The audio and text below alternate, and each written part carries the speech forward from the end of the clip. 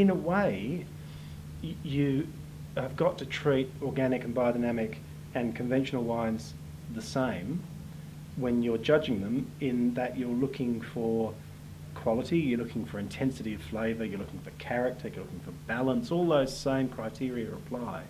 So there's plenty of really well-made conventional wines that are absolutely delicious to drink, in the same way that the top wines in this show, the best silver medal winning wines, gold medals and trophies, are particularly well-made, expressive, enjoyable wines.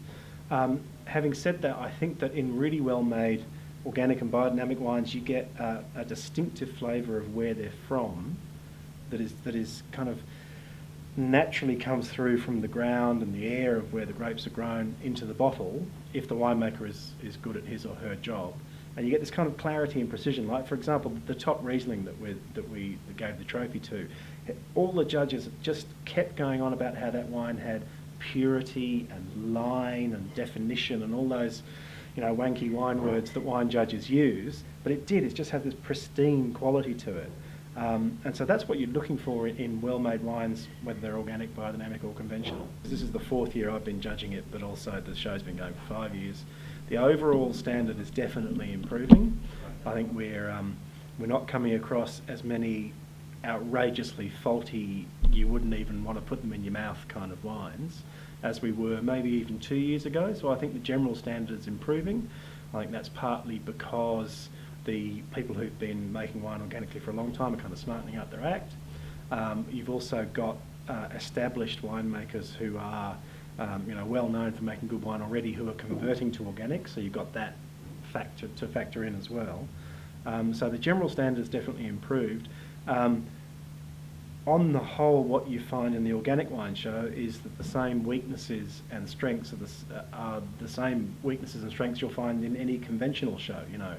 So, for example, once again, the Sauvignon Blancs weren't all that much fun, but if you look at the last few vintages, 09 notwithstanding, certainly 07 and 08 were hot vintages, and they weren't very, very kind to that grape variety anyway. So it doesn't really matter whether you're organic or whether you're conventional. It's tough to make good wine in that season. You can see the same thing happening in some of the 2008 South Australian reds that we tried. They reflect the season, and it doesn't matter whether they're organic or conventional. So the strengths and weaknesses, are not restricted to the wines being organic. Really excitingly, this year we had the first taste of Australia's first Gruner Veltliner, or Veltliner, I'm not entirely sure how to pronounce it. It's an Austrian grape variety from a vineyard in Canberra that I believe is the first commercially available Gruner to be made in this country. And that's one of the things, whether it's organic or conventional, when people go out on a limb and plant a grape variety that nobody's ever planted before, and then you taste the wine, it's like discovering a new colour or a new taste that you've never seen before. I mean, it's a bit extreme to say it's like discovering a new star, but it's almost like that. It's just the idea that there is this amazing freedom that people can just say, I like that wine that I had in Europe. What grape variety is that made from? Oh, I'll plant some of that and I'll make that myself. So being able to taste that today, and not only that, but it's a really good example. Like, it tasted like that particular grape variety should taste, like it had that purity and precision that I was talking about before. So it's really great to see that. It struck me actually as we were tasting through the top scoring wines, trying to find the trophy winners, that, for example, there was no Chardonnay in that lineup. It seems like there's a spirit of adventure and innovation in people who are prepared to adopt organic and biodynamic methods in their vineyards, because they really are still in Australia, although the industry is becoming more aware of its environmental impact, the vast majority of the industry is still using chemicals like herbicide and fungicide in the vineyard. So going organic and biodynamic is still a relatively alternative thing to do. So if you've got that mindset, then you're probably also likely to plant something unusual or experiment with new flavours in your vineyard. So the top wines we had were Pinot Grigio, Viognier, Gruner Veltliner. We had in there, today we tasted Tempranillo and Zinfandel and all these really unusual and interesting grape varieties. So in a way, adopting organics and biodynamics and also exploring these alternative grape varieties is a little bit like what food producers are trying to do, or environmentalists keep banging on about, increasing the diversity of everything we do, the diversity of the biodiversity in the environment, the diversity of food choices we have. It's all wrapped up in the same kind of thinking. For me, in a way, the most exciting thing about this show is not the small producers who enter, although in both cases the top white and red in this show both came from small producers in the industry context, that they're tiny producers. It's the fact that there's some very, very large producers who are entering this show now. So, I mean, Australia, something like 90% of Australia's wines is produced by just 10 or 20 companies.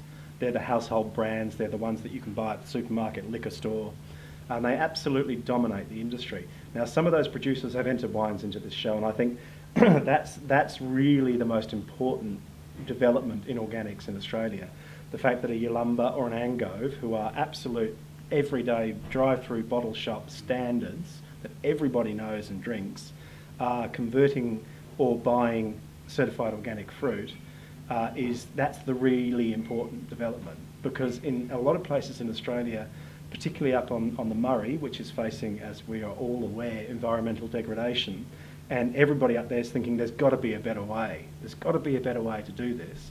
And those large producers have the potential to really lead the industry and show that not only can it be done, but in the case of the show, you can make gold medal winning wine out of growing grapes biodynamically in these regions that have traditionally, or certainly for the last 20 years, been flogged to death just to make vast quantities of cheap wine for export markets.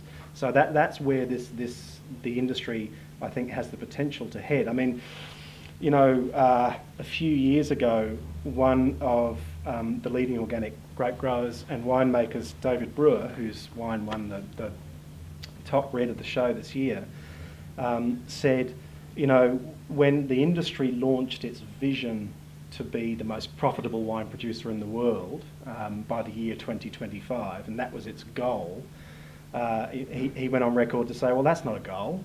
That's not a goal. Australia becoming 100% organic in its vineyards, that's a goal.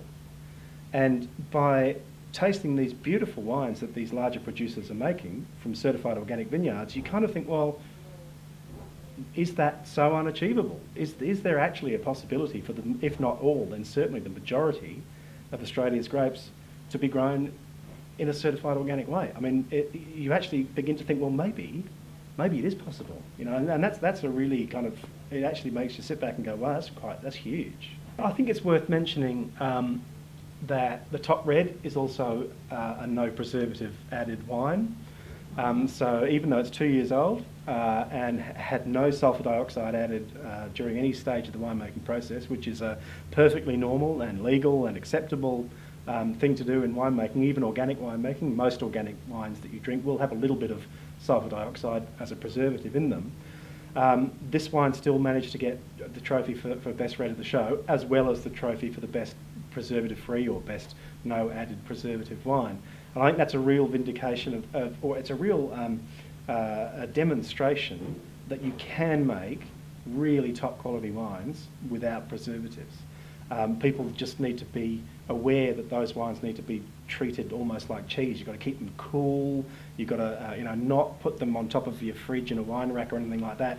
You've got to, because wine, it's not living, but it's certainly, it's something. It is like a food that can spoil quite easily. So we need to change our attitudes towards wine, and if we are more careful with it in terms of how we store it, then there's no reason why winemakers can't hold back on the preservatives and even, as David has shown with that wine, eliminate them altogether and still make really good quality wine.